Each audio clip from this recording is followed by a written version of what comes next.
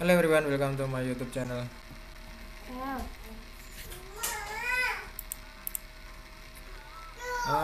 USD JPY time frame nya 1 jam. Ini kita pakai time frame yang pendek. Di sini kita melihat adanya potensi untuk melakukan opsi sell, karena ini adalah zona pertama. Kemudian ini adalah zona yang kedua, ya. Nah, akan melakukan sell lagi apabila kita temukan adanya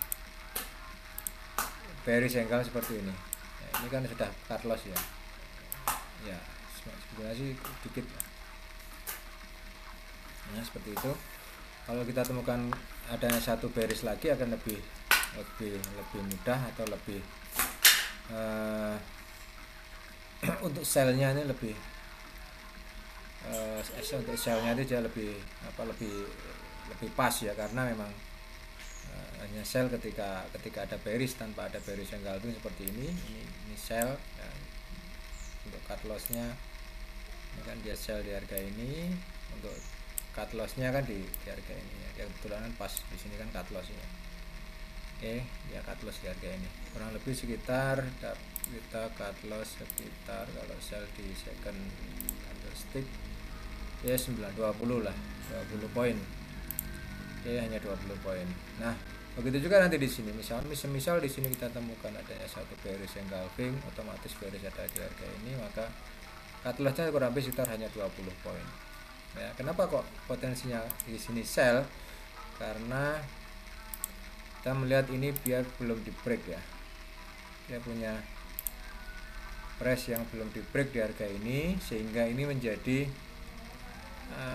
secara time frame 1 hour ini menjadi invalidation level di harga ini ya. Nah, ini jadi invalidation, dan juga ini kan juga ada juga resisten juga aja di harga ini kan. Nah, itulah yang menjadi alasan kenapa menunggu opsi sell di zona yang pertama ya. Kita tidak perlu, kalau naik gimana ya, naik seperti ini ya kita tunggu aja nanti di zona yang keduanya saja kan gitu. Ini kan naik ya, zona kedua baru sell, expected akan another lower low. Ini hanya menggunakan so many week kalau di zona di zona time frame 1 jam ini memang lebih kurang smooth dibanding dengan yang mempergunakan TF 4 jam gitu. Cuman kita coba mempergunakan TF 4 jam, kita coba di 1 jam. Dan juga ada satu area sudah di break di area ini kan, di break ya. Ini menjadi alasan kenapa masih sell, karena memang ini sudah di break. Kemudian adanya kemudian bentuk satu higher high yang belum bisa dikondisikan lagi. Ini ada higher high, ini juga, ini masih ada yang baru. Inilah menjadi alasan kenapa opsinya untuk USD JPY adalah opsi selling. Nah, cut lossnya di mana nanti kalau ini gagal, katakanlah ini gagal, kemudian price dia naik seperti ini ya kita kan tidak open lagi. Kita kan sudah open pertama di area ini ya, karena ada bearish ya, kemudian cut loss kan gitu. Di sini kan cut lossnya ya, sudah kita tunggu aja nanti open yang kedua selanjutnya. Walaupun dia saat ini sudah masuk lagi di dalam area zona, tapi kita tunggu saja nanti di 4 jam ya, di 4 jam kita tunggu saja nanti apakah akan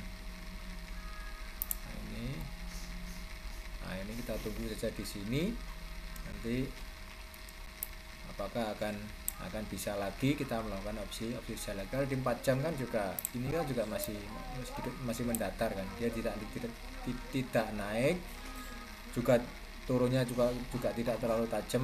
Begitu juga dengan ini ya, Bollinger kan dia datar, makanya inilah yang memperkuat bahwa kalau Bollinger Band mendatar seperti ini, yang memperkuat alasan kenapa opsi sellnya seperti itu.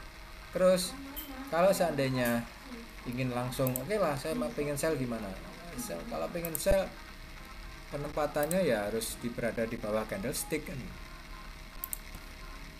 seperti di sini. Di sini adalah area untuk sell kan di bawah candlestick ya. Di 1.1525 ini adalah tempat untuk sell. Nah, gitu. Nah, sellnya ada di area ini. Kalau ingin sell stop saja di 11525. Nanti dari sini, nah ini expectednya ketika sudah ada di sini, anggap aja di sini ya. Di sini turun, nanti expectednya dia akan bisa lower low. Nah, expectednya lower low karena emang yang kita cari saat ini adalah dia masih ada high yang belum di break ya, makanya masih menahan untuk opsi sellnya seperti itu. Kalau di sini juga ada, tadi saya sampaikan bahwa di sini ada resisten yang ya lumayan kuat lah, lumayan kuat di sini. Kemudian resisten lagi di sekitaran ini adalah resisten juga. Ini menjadi alasan kenapa masih opsi. Lalu apabila ini di break dia, maka ya sudah, maka kalau dia di break maka ini akan menjadi satu tempat untuk kita cari buy. Harga turun kita cari buy ya, di harga ini nanti kita cari buy, baru nanti harga akan seperti ini. Ini kalau ini di break ya, ini di break karena sudah, kalau ini di break jelas kita punya dua low, 1, 2 ini sudah cukup mengantarkan, ini aja ada juga low, nah kita akan cukup mengantarkan kita untuk berkesimpulan bahwa trennya trend up ya. Jadi kesempatan kita bisa jadi alasan ada 3 low di sini, udah ini trennya ganti, akan berganti tren naik karena memang ada low, ada 3 low ini cukup untuk mengantarkan punya kesimpulan bahwa harga akan naik ya. Ini kalau nanti di kisaran 115.83 ini di break oleh price. Tetapi selama tidak bisa di break, maka inilah view-nya yang main view-nya tetap ada di sini, karena yang satu reason juga adanya candlestick yang ini cukup dominan, ada candle dominan di sini, ada candlestick strong sell ini yang cukup dominan sekali. Ini akan memaksa ini, sepertinya ini akan ada satu potensi untuk membuat break low sehingga bisa sell di 115.25. Jadi sellnya nanti kembali di 115.25. Tempatkan di harga ini. Nanti stop lossnya di mana? Stop lossnya otomatis di harga atas, di sini. Stop lossnya di sini, di atas candlestick, karena kita kan sell di sini. Otomatis kalau dia benar-benar close di bawah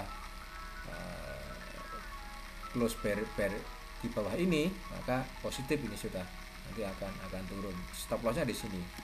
Jadi kita nanti akan ada stop loss kurang lebih sekitar, kalau kita sell di harga ini kita bawah sekitarnya ya sekitar 33 lah, enggak terlalu tinggi kan gitu. Ya, jadi itu teman-teman, sedikit penjelasan tentang USD JPY.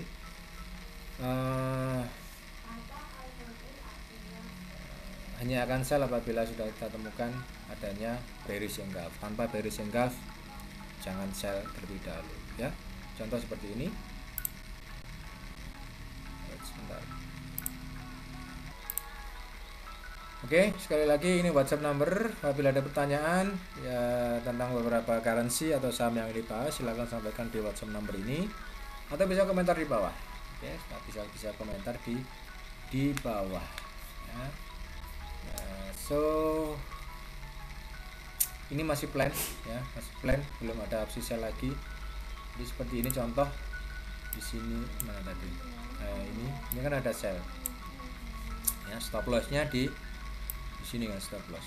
Nah harga kan kena stop loss itu ya, harga kena stop loss. Nah, sama ini ada bearish sell lagi ya, ada bearish engulf lagi kisarannya adalah ini. Nah, jadi kalau contohnya seperti ini kan, jadi ada seperti ini, ada jarak lah antara ini. Begitu juga yang di sini ada bearish, ada bullish engkau ya. Sini stop lossnya di harga ini. Jadi jaraknya stop loss itu tidak terlalu hanya sekitar 50 lah, 50 poin. Nah kebetulan ini cut loss, jelas ini cut loss karena harga kan juga trennya turun terus ya. Terus sama di sini ada bullish ya, di sini ada bullish, terus cut lossnya di harga ini. Nah ini risk rewardnya lossnya sekitar 34, tapi rewardnya sekitar 38. Oke, 38 ya lumayan lah, atau 36 lumayan lah, ada risk reward yang lumayan juga. Oke, sementara kalau mengambil cut loss di harga ini, kalau ini sih risk rewardnya kurang pas ini receivernya. Nah, ini cut lossnya di sini, ini cut loss, ini receivernya 100, tapi dapatnya cuman 40. kurang bagus untuk secara RR kurang bagus ya.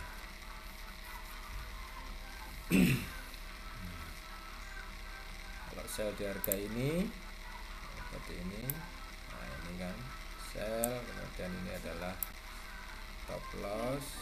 Nah di sini maka risk rewardnya kurang lebih sekitar, ini bagus ini risk rewardnya, ini 3684 ya, 1:2 lah, 1:2. Jadi itu adalah penggunaan tentang bagaimana kita mempergunakan adanya candlestick ya, candlestick sebagai salah satu cara untuk menentukan kapan buy, kapan sell-nya.